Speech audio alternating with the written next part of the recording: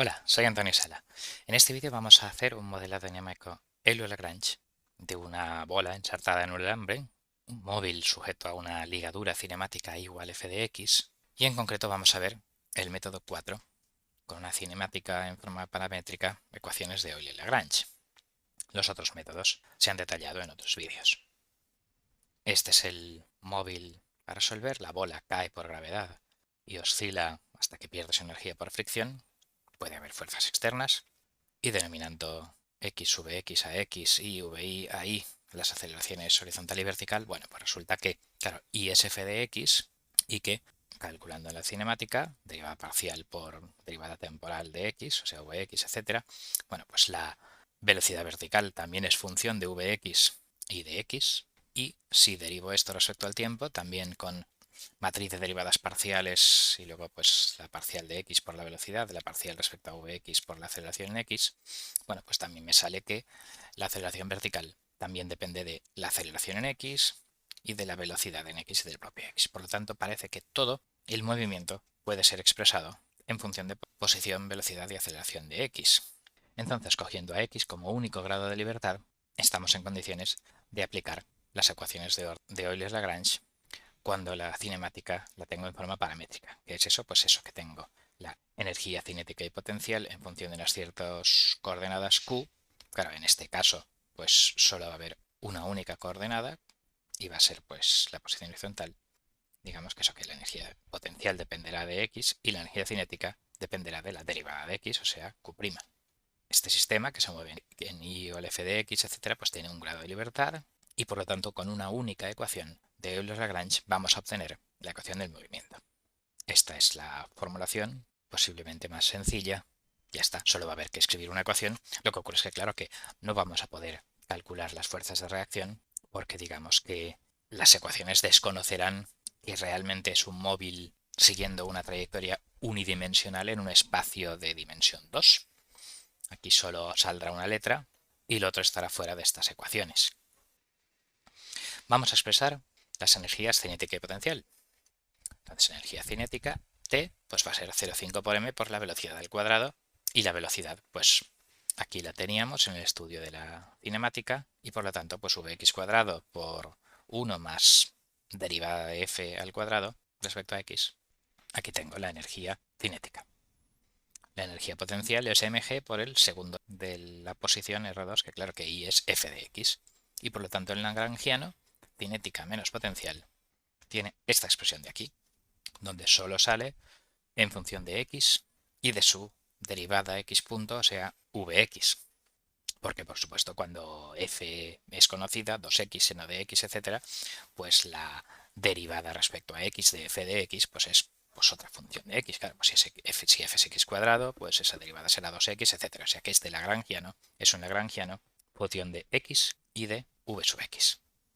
A la parcial del lagrangiano respecto a la velocidad se denomina momento generalizado p, y las ecuaciones de Euler-Lagrange, en este caso solo una, pues tienen esta expresión de aquí, donde esta derivada parcial que hay dentro es precisamente este momentum generalizado, este p, y tendré que hacer su derivada temporal, claro, con derivadas parciales, etcétera, tal, ahora lo veremos.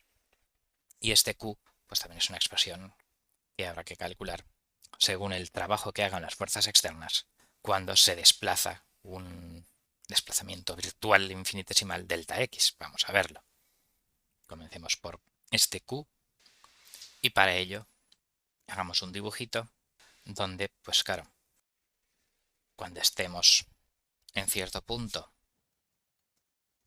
y se desplace, digamos, delta x el móvil, pues claro, en la dirección vertical se desplazará infinitesimalmente pues la parcial de f respecto a x por delta x. Con lo cual, si yo tengo una fuerza tangencial, claro que será la externa más el rozamiento, porque todas esas serán tangenciales, pues fuerza por desplazamiento dará ese trabajo virtual infinitesimal, que será la fuerza tangencial por, claro, pues la raíz cuadrada de delta x cuadrado más delta y cuadrado, que es la longitud movida haciendo esa fuerza, y que será, claro, pues fuerza tangencial por raíz cuadrada de 1 más la derivada de f respecto a x al cuadrado, donde he sacado, digamos, delta x factor común fuera de la raíz cuadrada. Bueno, pues todo esto es el término q que ha de aparecer en las ecuaciones de Euler-Lagrange. Si pasamos a MATLAB, esto es la fuerza tangencial que aparece en mi modelo, y este elemento de aquí es el que tenemos aquí recuadrado en verde. En la fuerza de fricción he sustituido coeficiente de fricción por módulo de la velocidad. La velocidad siempre es tangente a la trayectoria, o sea que esta fuerza de fricción tiene dirección tangencial, tiene esta amplitud, bueno, incluso signo dependiendo del signo de Vx, izquierda o derecha, y entonces multiplicando esta fuerza de fricción y la fuerza externa, si lo hubiera, por este elemento que transforma un desplazamiento en x en un desplazamiento tangencial, multiplicándolo por este factor, bueno, pues ese término es el que aparece como q aquí en la ecuación de Euler-Lagrange. Lo que ocurre es que hay un pequeño problema con lo que hemos explicado hasta ahora.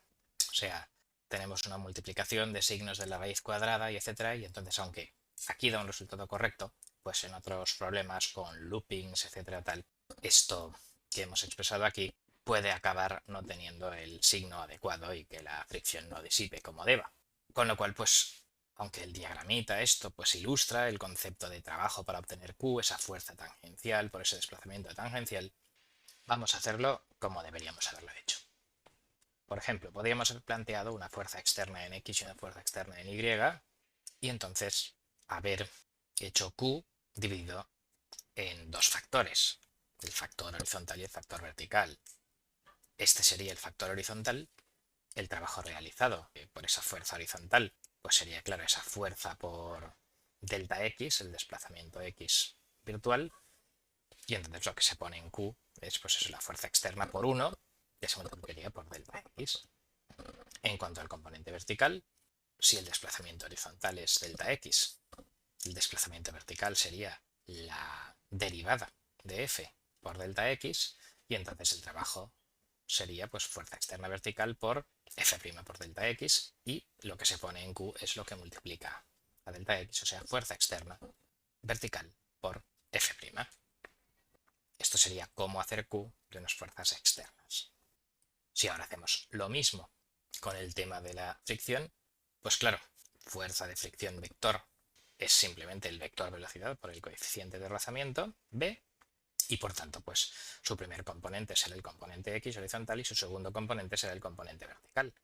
De modo que haciendo el mismo razonamiento que con la fuerza externa, pues tenemos que el componente 1 horizontal se multiplica el por delta X, o sea que aparece en el factor Q por 1, y el componente vertical, el fricción 2, se multiplica por F' delta X, y por lo tanto, pues fuerza 2 por F', eso que aparece en el factor Q.